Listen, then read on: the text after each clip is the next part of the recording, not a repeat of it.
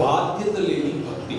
ఒక్కసారి కనుక మనం వెనక్కి వెళ్తే మన హిస్టరీకి మనం వెళ్తే, మన హిస్టరీలో ఈ ప్రపంచాన్ని లేదా ఈ దేశాన్ని నిర్మించినటువంటి కొన్ని చట్టాలు, ఈ దేశాన్ని నిర్మించినటువంటి భావజాలం, ఈ దేశంలో ఎటువంటి పరిస్థితులు ఉండేవి, ఎటువంటి పరిస్థితులకు ఈ దేశం వచ్చింది అని కనుక మనం చూస్తే 1799 నుంచి మొదలు పెడితే, అంతకుముందు కూడా బర్తలోమి జీగన్బాగ్ గారు ఈ దేశానికి అడుగుపెట్టిన సమయం నుంచి కూడా తీసుకుంటే, ఈ దేశంలో జరిగినటువంటి చట్టాలు, ఈ దేశంలో తీసుకొచ్చినటువంటి రూపాంతరము చెందించేటటువంటి జీవన విధానం కేవలము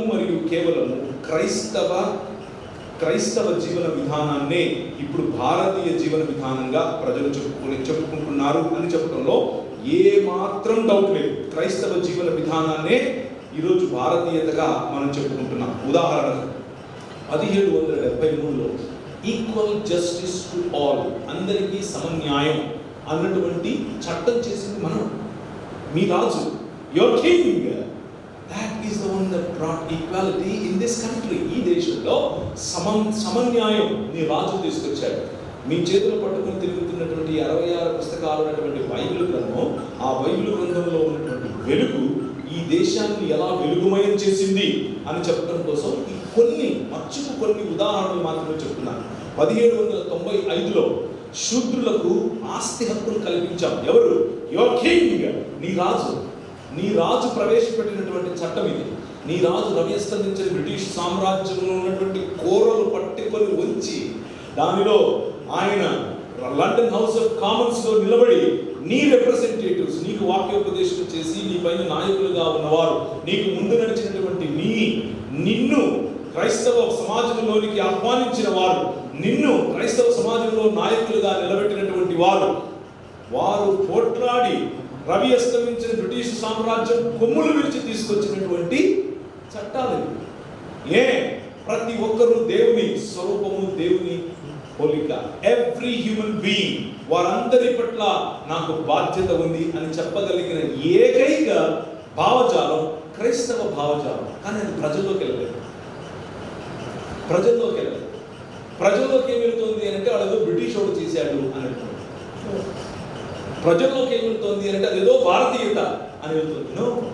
భారతీయత అది కాదు. భారతీయతలో ఒకానొక సమయంలో ఈ ప్రాంతంలో చిన్న పిల్లలను, 6 నుంచి 8 సంవత్సరాలు ఉన్న పిల్లలను, ఈ కరీంనగర్ దాటిన తర్వాత ఈ ప్రాంతం నుంచి ముత్యాల, ఆ తర్వాత జనగామ, అటే వెళితే నిజామాబాద్ వైపు బోధన వరకు ఉన్నటువంటి ఈ ప్రాంతంలో పిల్లలను అమ్ముకునే వాళ్ళు, చిన్న పిల్లలను బలిపటం కోసం అమ్ముకునేవాళ్ళు.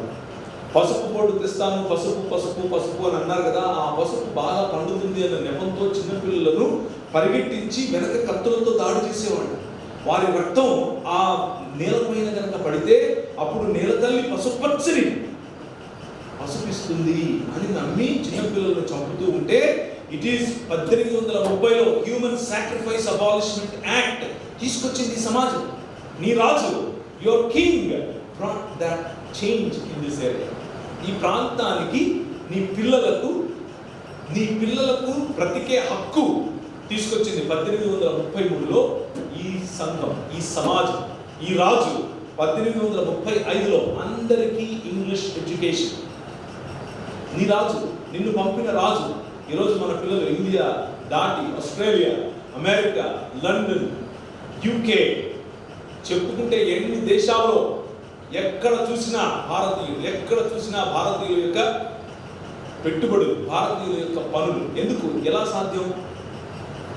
సాధ్యం అని అంటే, నీ సామ్రాజ్యం, నీ దేవుడు కట్టిన రాజ్యం, నీ దేవుడు కట్టిన రాజ్యంలో నీ ప్రాతినిధ్యం, నీలాంటి సేవకులు చేసినటువంటి ప్రాతినిధ్యం, ఆ ప్రాతినిధ్యం కారణంగా సమాజం మెల్లిమెల్లిగా ఆయన సింహాసనాసీనుడైన వాడు.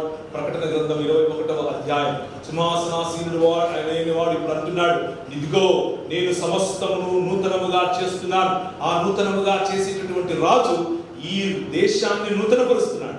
ఈ దేశాన్ని నూతనపరుస్తూ శూద్రులకు కూర్చునే హక్కు 1835లో మనం కల్పించాం. నాన్ డిస్క్రిమినేషన్ 1833లో మనం కల్పించాం. 1891లో చిన్న పిల్లలకు పెళ్లి చేయకూడదు శారదా యాక్ట్ మనం తీసుకొచ్చాం. 1913లో రైట్ టు ఎడ్యుకేషన్ మనం తీసుకొచ్చాం. 1913లో స్లేవరీ అబాలిష్మెంట్ యాక్ట్ మనం తీసుకొచ్చాం. ఇది మన కాంట్రిబ్యూషన్ టు దిస్ నేషన్. ఈ దేశానికి మనం చేసింది ఇది. ఐఏఎస్ మనం తెచ్చాం, ఐపీఎస్ మనం తెచ్చాం, రైలు మనం తెచ్చాం, తపాలా వ్యవస్థ మనం తెచ్చాం. మీరు name a system in this world, name a system in this country, that is a contribution of Christian society. క్రైస్తవ భావజాలం, క్రైస్తవ భావజాలానికి నాయకుడైనటువంటి మీ రాజు, ఐ యామ్ ద కింగ్ అని చెప్పి ముందుకు వచ్చినటువంటి రాజు, పురాతన కాలం మొదలుకొని శాశ్వత కాలము తన ప్రమేయాన్ని ప్రపంచంలో ముఖ్యంగా మన మధ్య చూపిస్తూ వస్తున్నటువంటి ఆ రాజు చేసినటువంటి పనులు ఇవి. కానీ ఇవి కనబడట్లేదు.